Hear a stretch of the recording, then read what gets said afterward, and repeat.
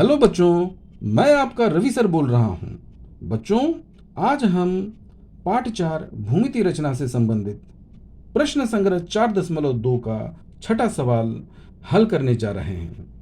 बच्चों, ये रचना है, इसलिए रचना में सर्वप्रथम हम कच्ची आकृति का निर्माण करेंगे। और कच्ची आकृति का निर्माण हमने पहले ही कर लिया है, लेकिन आपको समझाएंगे कि ये हमने कैसे बनाया है। और इसे किसी भी गोला प्रकार या फुलपट्टी की सहायता से नहीं बनाना है, छोटी आकृति बनानी है अपने हाथों के द्वारा। कच्ची आकृति की सहायता से हम पक्की आकृति का निर्माण आगे करेंगे। तो बच्चों, यहाँ पर केंद्र P, अर्थात ये वृत्त का केंद्र है जिसका नाम है बिंदु P, और उस वृत्त की त्रिज्या 3.4 सेंटीमीटर है।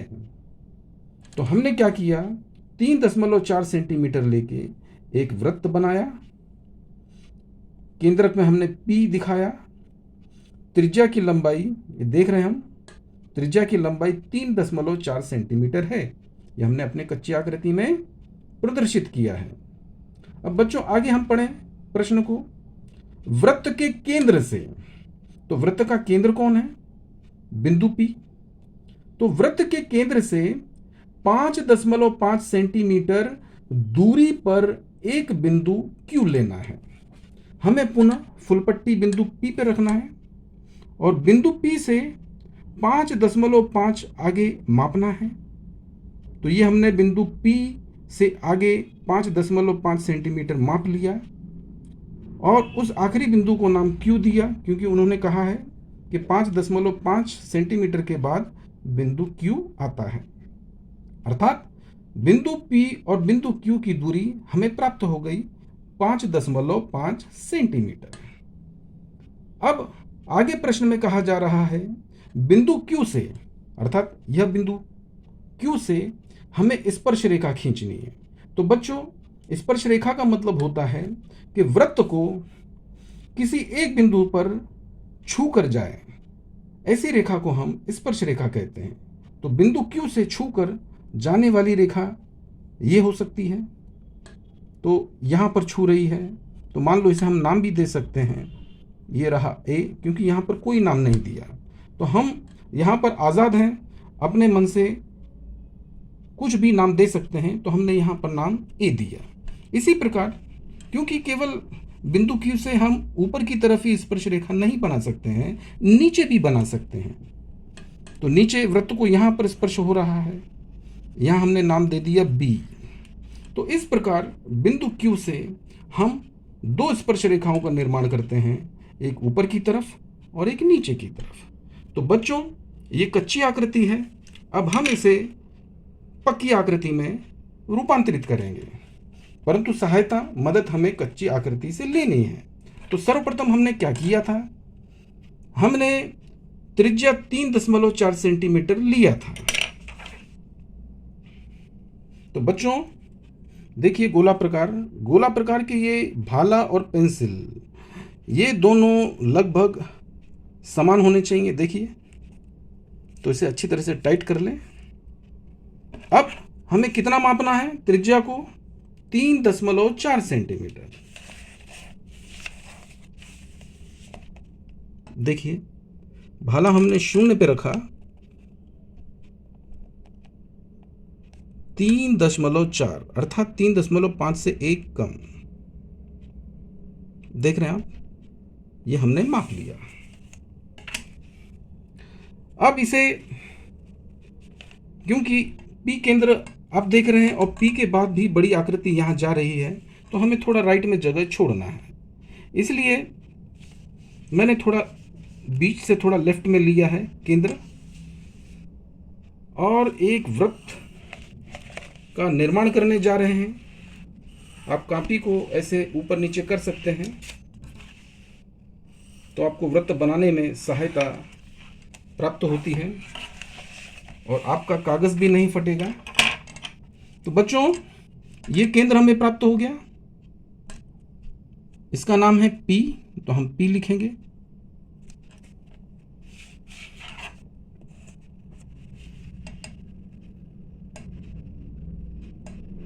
देखिए बच्चों, यह लंबाई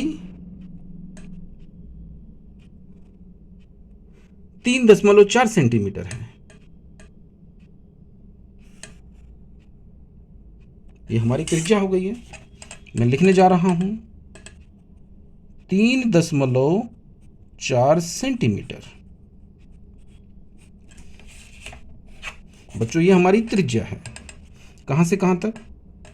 यहां से और यहां तक। अब आगे हमें इसका नाम नहीं दिया है, इसलिए हमने कोई नाम नहीं लिखा। अब बिंदु P से हमें 5.5 सेंटीमीटर लंबाई मापनी है, जिसे हम स्केल के माध्यम से माप सकते हैं।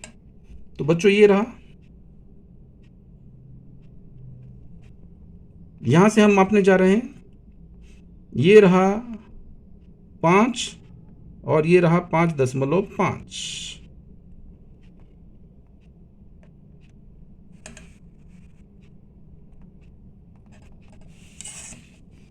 ये बिंदु Q।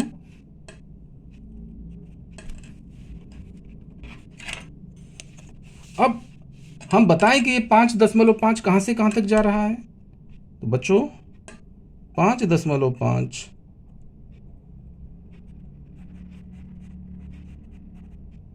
कहां से कहां तक है?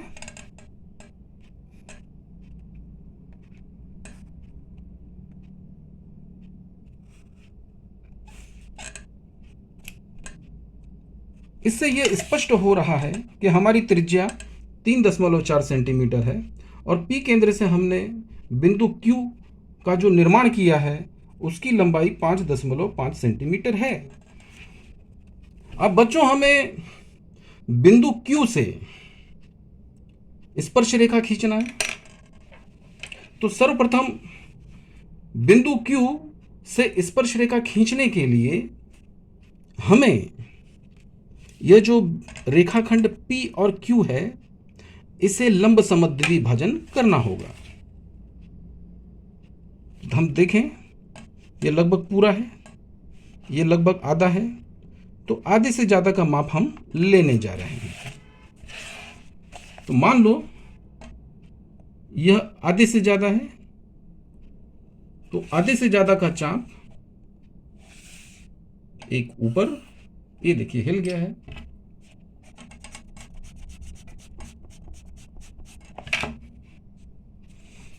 बिंदु P पर भाला रखते हुए आधे से ज्यादा का चाप हम ऊपर की तरफ और एक नीचे की तरफ,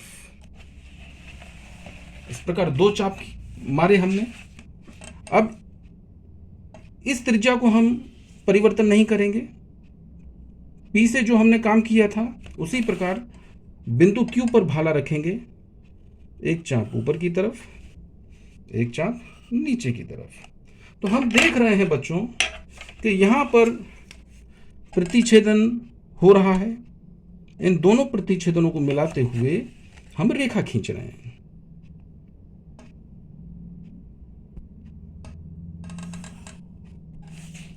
इसे तीर का निशान बना दीजिए। अब आप सोचेंगे कि यह वृत्त को छूकर नहीं जा रहा है बच्चों, क्योंकि यह स्पर्श रेखा नहीं है। स्पर्श रेखा हमें बिंदु Q से बनाना है। यह है लंब समद्विभाजक, यह स्पर्श रेखा नहीं है। लंब अर्थात 90 का कोण।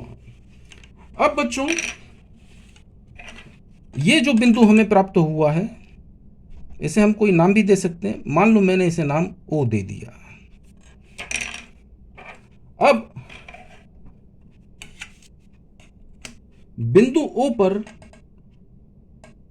मैं भाला रखूंगा और पेंसिल की नोक P पर ले जाऊंगा। तो अब देखना पेंसिल की नोक P पर भी आनी चाहिए और Q पर भी आनी चाहिए।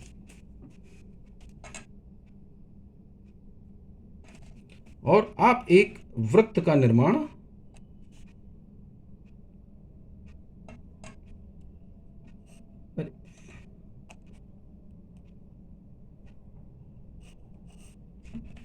इस प्रकार हम वृत्त का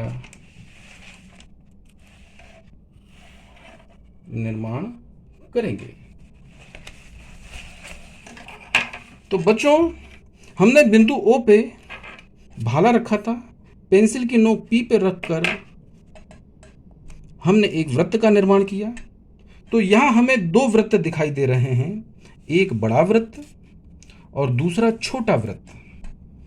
तो बच्चों, ये दोनों वृत्त एक दूसरे से प्रतिच्छेदित हो रहे हैं, कट रहे हैं। कहाँ कट रहे हैं? एक यहाँ पर और दूसरा यहाँ पर। तो जहाँ पर प्रतिच्छेदन हो रहा है, इन्हें हम नाम दे सकते हैं। जैसे नाम दिया था A और इसे नाम देंगे हम B। अब हम देख रहे हैं कच्ची आकृति की मदद से पक्की आकृति बना रहे हैं।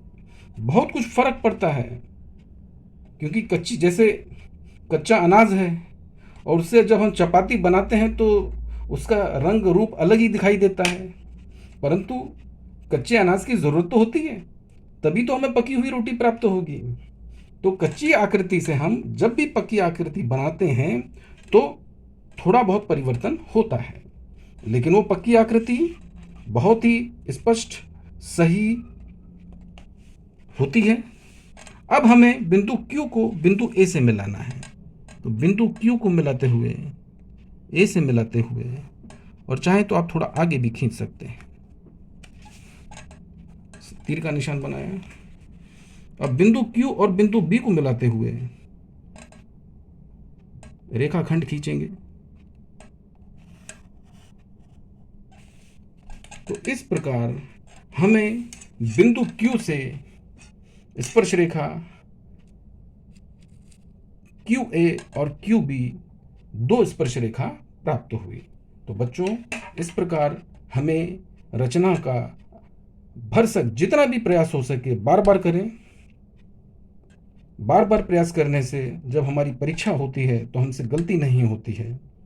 तो इस प्रकार प्रयास करें और अपने कॉपी में लिखें और इसे अपने ऑनलाइन ग्रुप में भेजें और अपनी स्वास्थ्य का ख्याल रखें।